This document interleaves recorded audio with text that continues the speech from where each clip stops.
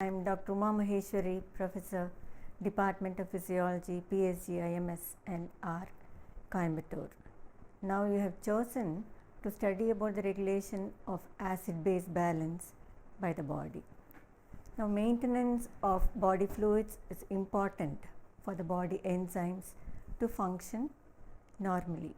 So decrease in pH known as acidosis will depress the neurons resulting in coma, whereas increase in pH known as alkalosis will increase the excitability of the neurons resulting in convulsions and cardiac arrhythmias. So the objective of this module is to make you know the importance of maintenance of pH of the body fluids within the normal range, to make you learn the mechanisms involved in the maintenance of normal pH, and to make you understand the complications that would arise if the pH is altered. Now pH, as you know, is defined as the negative logarithm of hydrogen ion concentration. The normal hydrogen ion concentration is very less. It's in the order of 0.07 zeros followed by 4 equivalents per liter. Precise regulation of the hydrogen ion concentration is very important because the activity of the various enzymes in the body are influenced by the hydrogen ion concentration. The normal pH of arterial blood is 7.4 and that of venous blood is 7.35. A person is considered to have acidosis when the pH falls below 7.38 and alkalosis when the pH goes above 7.42. Now survival is unlikely if the pH goes below 6.8 or if it goes above 8.0. Now let's see what is an acid, base and buffer.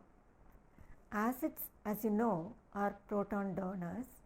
Now here hydrochloric acid is a strong acid because it can dissociate completely and donate the hydrogen ion, whereas carbonic acid is a weak acid because the reaction is reversible and it dissociates incompletely. A base is a proton acceptor. In this reaction, bicarbonate ion, hydrogen phosphate and hydroxyl ion are all bases because they can accept hydrogen ion. A buffer is a solution that resists the change in the pH of the solution following the addition of an acid or alkali. Now the dissociation constant of an acid is that pH at which the protonated and unprotonated forms are present in equal concentrations. A weak acid is most effective as a buffer when the pH of the solution remains close to the pKa of the acid. Now the second factor that determines the buffering effectiveness of the weak acid is the total concentration of the weak acid in the solution. Now because the concentration of hydrogen ion is very less, it is usually expressed on the logarithmic scale using the pH units as pH is equal to log 1 by hydrogen ion concentration, or you can also write it as negative logarithm of hydrogen ion concentration. So pH can be written as pH is equal to negative log 0.70 followed by 4, or pH is equal to log of 0.70 followed by 4 is equal to 7.4. That's how you get pH of blood to be 7.4. Now next we shall see the threats to the pH that alter the pH. Now, small quantities of acid or base that is present in the food and medicines and acids that are formed as a result of metabolic processes can alter the pH of blood if these are not removed from the body, they can alter the pH. But this is prevented by 3 primary systems that regulate the hydrogen ion concentration in the body fluids. Now they are the chemical acid base buffer systems of the body fluids, the respiratory system and the kidneys. So whenever there is a change in the hydrogen ion concentration, the buffer systems of the body fluids react within a fraction of a second to minimize the pH changes. The buffer systems keep them tied up until such time till the normal pH is re-established. Now the second line of defense is the respiratory system. Now the lungs act within few minutes to eliminate the carbon dioxide and therefore bicarbonate from the body. And the third line of defense are the kidneys. Although they are slow to respond, it is the most powerful of the acid-base regulatory systems. Now coming to the bicarbonate buffer system. Now, the bicarbonate buffer system consists of two components, namely the weak acid, carbonic acid, and its salt, sodium bicarbonate. Now, carbon dioxide reacts with water to form carbonic acid in the presence of carbonic anhydrase, which being highly unstable dissociates to form hydrogen ion and bicarbonate ion. So, you can see the reaction carbon dioxide reacting with water in the slide, which forms carbonic acid, and this being highly unstable immediately dissociates into hydrogen ion and bicarbonate ion. The salt of carbonic acid is sodium bicarbonate, which dissociates into sodium ion and bicarbonate ion. Now when a strong acid like hydrochloric acid is added, it will result in the formation of hydrogen ion, which will be buffered by bicarbonate ion, resulting in the formation of a weak acid, thus preventing gross change in the pH. So you can see the reaction in the slide, that is hydrogen ion combining with bicarbonate ion giving rise to the weak acid carbonic acid, which immediately dissociates into carbon dioxide and water. Now when a strong base like sodium hydroxide is added, it produces opposite reaction. Sodium hydroxide will combine with carbonic acid to form sodium bicarbonate and water. So now a strong base is converted into weak base sodium bicarbonate, and thereby the pH change in the blood is prevented. Now we shall see the Henderson-Hasselbalch reaction for bicarbonate and carbonic acid. The law of mass reaction for this reaction is, now carbonic acid dissociates into hydrogen ion and bicarbonate ion. The pH is equal to pKa plus log bicarbonate ion divided by carbonic acid. So pH is equal to pKa plus log bicarbonate divided by concentration of carbon dioxide. Now according to Henry's law, the concentration is directly proportional to its partial pressure, and hence the above reaction can be written as concentration of carbon dioxide is equal to 0.03 into partial pressure of carbon dioxide. So hydrogen ion is equal to pK into 0.03 into partial pressure of carbon dioxide, where 0.03 is a solubility coefficient for carbon dioxide. Now substituting the values, we get pH is equal to 6.1 plus log 24 divided by 0.03 into 40. From the above equation, we can see that increase in bicarbonate concentration will result in alkalosis, and increase in PCO2 will result in acidosis. Now the bicarbonate concentration in the blood is regulated by the lungs. When one of these control systems functions are impaired, the concentration bicarbonate and carbon dioxide are altered, resulting in the alteration of the pH of blood. Now the bicarbonate buffer system is considered as the most powerful extracellular buffer in the body, as the two components of the buffer systems, namely bicarbonate and carbon dioxide, are precisely regulated by the kidneys and the lungs. Next, we shall see the role of phosphate buffer in the maintenance of pH of the body fluids. Phosphate is an important buffer in the intracellular fluid and also in the renal tubular fluid. Now the pK for this system is 6.8, which is close to normal pH, and hence it allows the system to operate near its maximum buffering power. Now the components of the buffer system is H2PO4- and HPO4-2-. When hydrochloric acid, which is a strong acid, is added to a mixture of these two substances, hydrogen ion is accepted by the base HPO4-2- and is ultimately converted into H2PO4, a weak acid.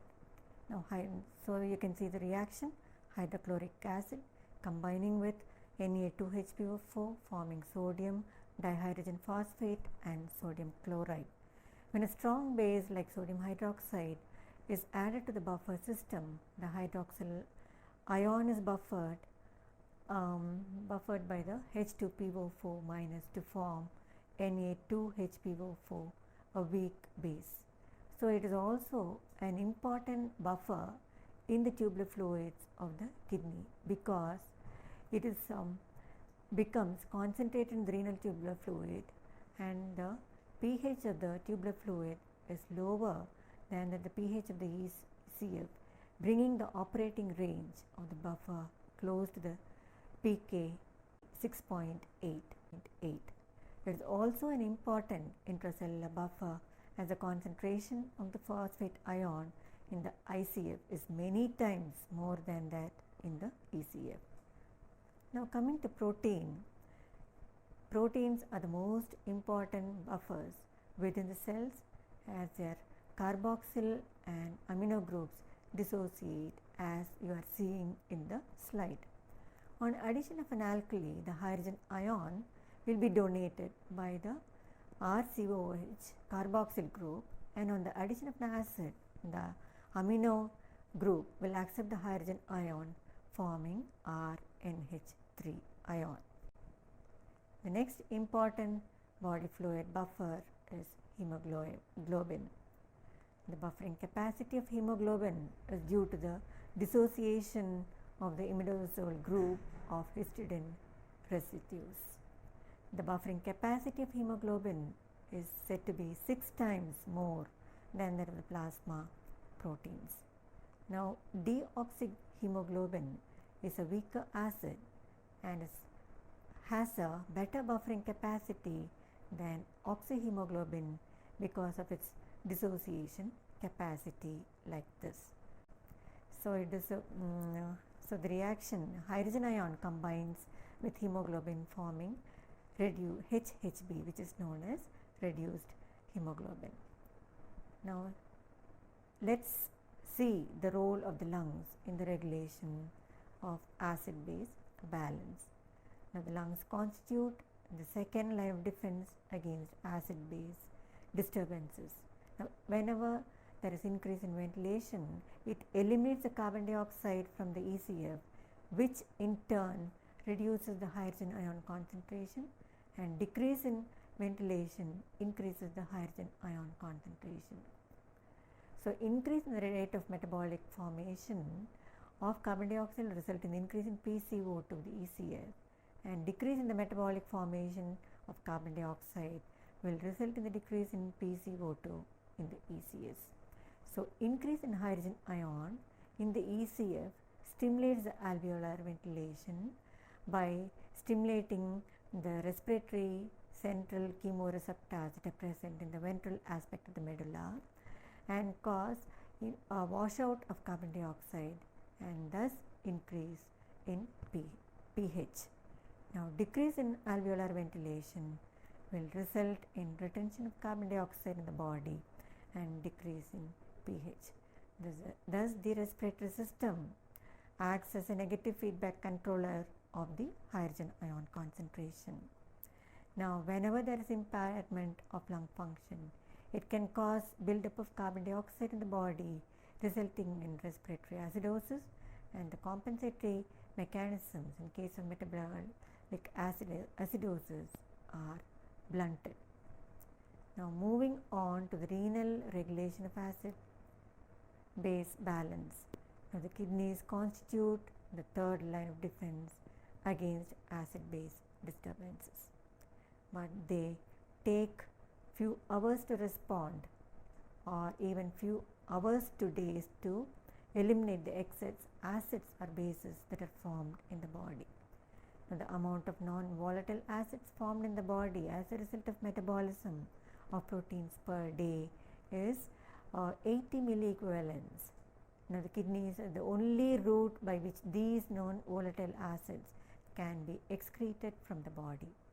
In addition, the kidneys should also prevent the excretion of bicarbonate from the ECF, which is known as the primary buffer system of the ECF. The kidneys regulate the ECF hydrogen ion concentration basically by three mechanisms.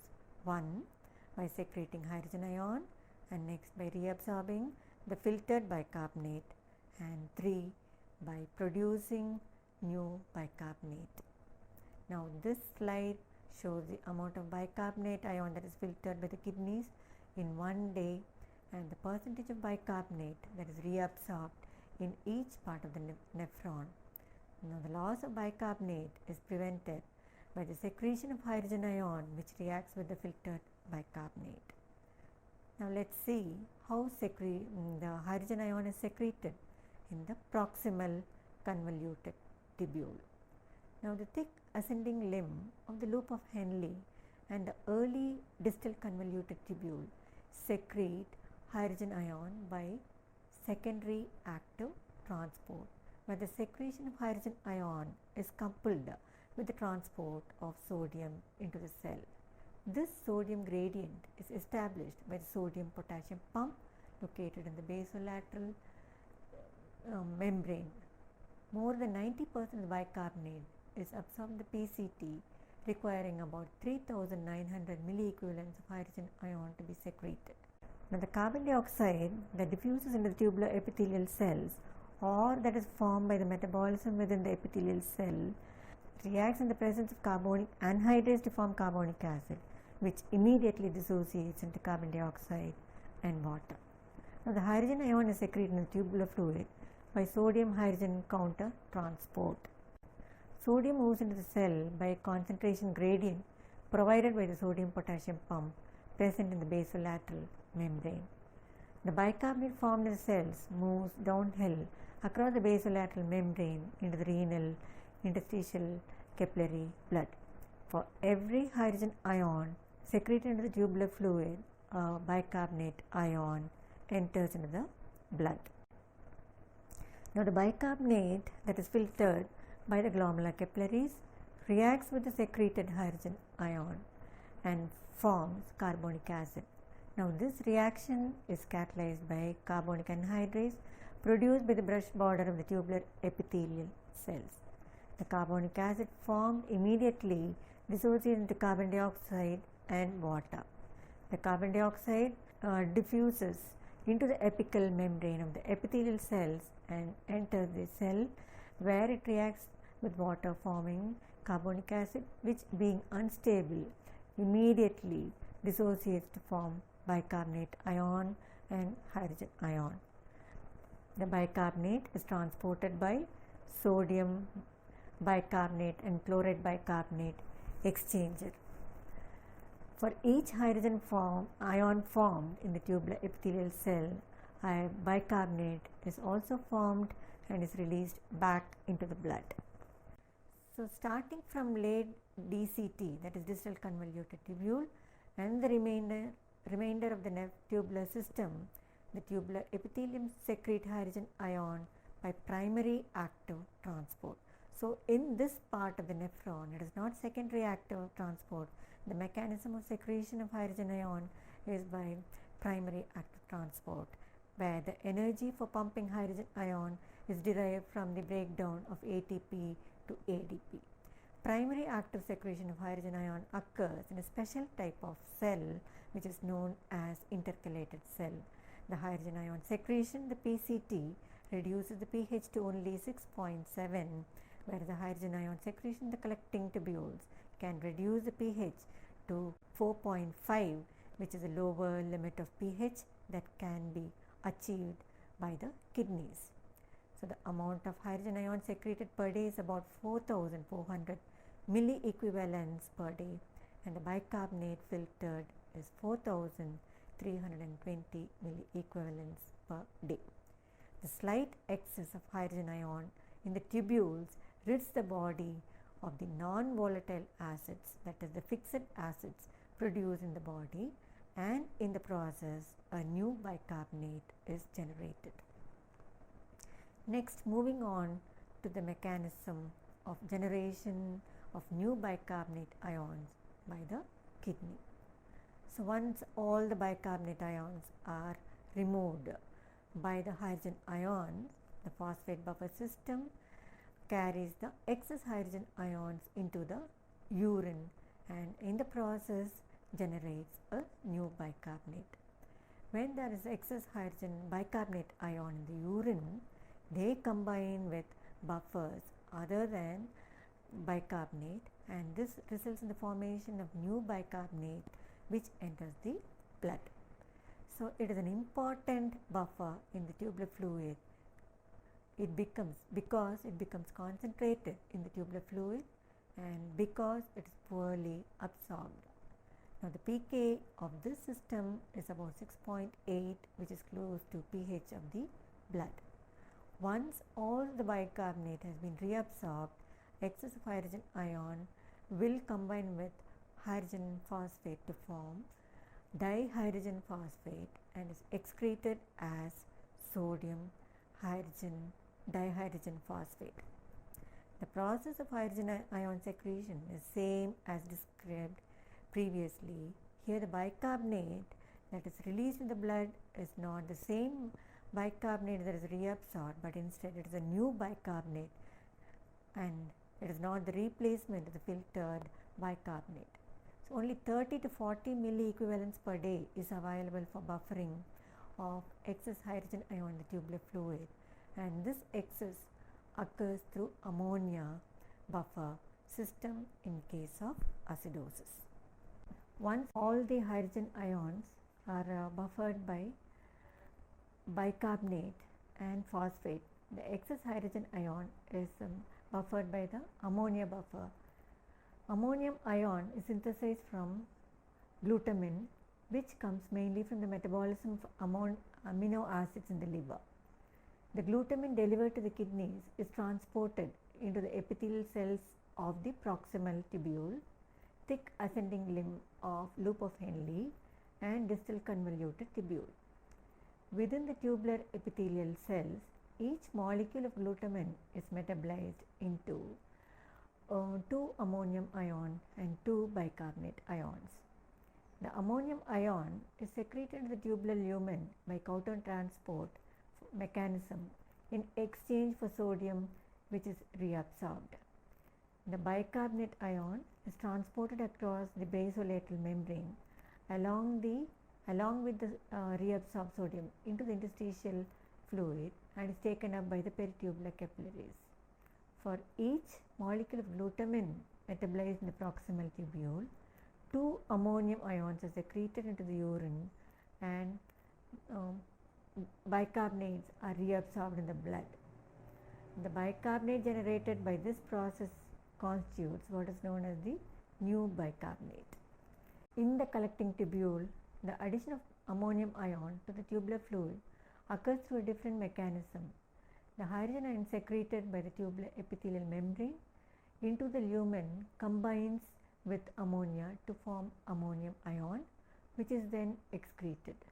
The collecting ducts are permeable to ammonia gas, which can diffuse into the tubular lumen, but the luminal membrane is less permeable to ammonium ion, and therefore the ammonia reacts with hydrogen ion to form ammonium ion and is thus trapped in the tubular lumen and excreted in the urine. For each ammonium ion excreted, a new bicarbonate is generated and is added to the blood. In chronic acidosis, hydrogen ion is eliminated and is eliminated by excretion of ammonium ion. Now moving on to acid-base disorders. If the pH of the arterial blood is less than 7.4, the condition is called acidosis, and if the pH goes above 7.4, the condition is called alkalosis. Acidosis could be due to respiratory cause or metabolic, and alkalosis could be due to respiratory cause or metabolic cause. In metabolic acidosis, there is decrease in pH due to decreased excretion of hydrogen ion by the kidneys, and this is compensated by the respiratory system, which responds by increasing the rate of respiration. Respiratory acidosis is caused by decrease in the rate of respiration, which increases the partial pressure of carbon dioxide and hydrogen ion concentration, and this is compensated by the buffers of the body fluids and the kidneys, which respond by excreting an acidic urine. In metabolic alkalosis, there is increase in the plasma pH and a decrease in the hydrogen ion concentration. The increase in pH is due to increase in bicarbonate concentration. This is partly compensated by decrease in the respiratory rate, which increases the partial pressure of carbon dioxide. There is also an increase in the filtered load of bicarbonate, which fails to be reabsorbed and is excreted in the urine. In respiratory alkalosis, there is an increase in ECF pH and a decrease in hydrogen ion concentration. The cause of the alkalosis is a decrease in the plasma partial pressure of carbon dioxide caused by hyperventilation. The reduction in pCO2 leads to a decrease in the secretion of hydrogen ion concentration by the renal tubules. The decrease in hydrogen ion concentration reduces the amount of hydrogen ion in the renal tubular fluid. Hence, there is not enough hydrogen ion to react with all the bicarbonate that is filtered and is excreted in the urine. This results in the decrease in the plasma bicarbonate concentration and correction of the alkalosis. So to conclude, maintenance of pH is very important for the various body enzymes to function. Decrease in pH, known as acidosis, will depress the neurons resulting in coma, whereas increase in pH, known as alkalosis, will increase the excitability of the neurons resulting in convulsions.